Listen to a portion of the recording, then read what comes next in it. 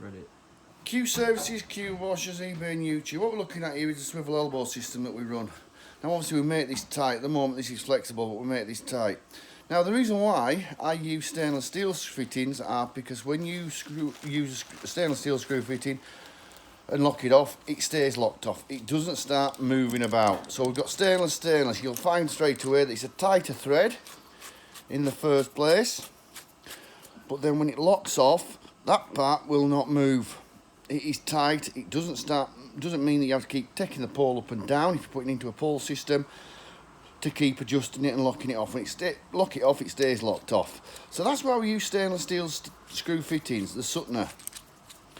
The R&M Sutner stainless steel screw fittings. Locks off, no problem. Now if you come to use standard fittings in the marketplace,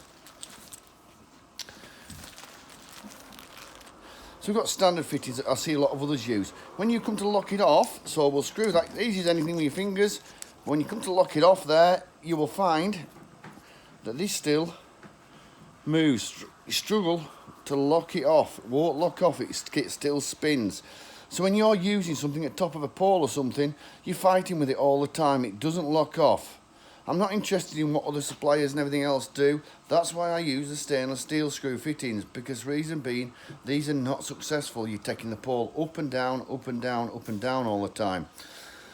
I'll just show you. So on the pole itself, when we come to do it, what we do is we leave the top section in. We don't have to take the top section out and start putting a part in, because reason being, in the end of it, you will see that we've got flat sides. So when I'm putting the fitting into the system, it goes in, we've got two flat sides to work to.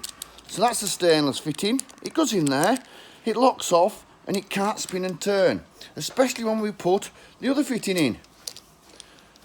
So when we put the swivel elbow in, it doesn't start spinning. It goes in there. Our hose is built and designed to go inside, so it goes right up the pole and through the top of it. It can be unscrewed out, but that fitting there has got flat sides. Not round, it will not turn. Flat sides in the OV8 pole, and that's why we've designed it and done it the way we have. So people are aware of why we do the OV8 pole, to stop the movement and everything else. We use a small tight swivel elbow as well in the system.